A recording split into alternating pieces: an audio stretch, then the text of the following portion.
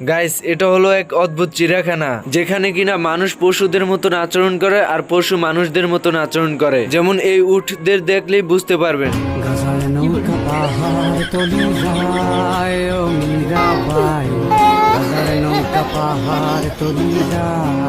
ये सब क्या देखना पड़ रहा है?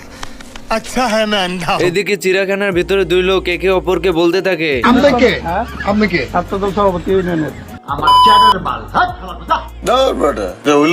এইদিকে এই লোকগুলো দেখুন, এ কি, এ তো দেখছি পুরাই উল্টাটা ঘটছে। মানে যেখানে মানুষ পশুদেরকে খাওয়াবে তার রেখে মানুষ পশুদের কাছ থেকে খাচ্ছে।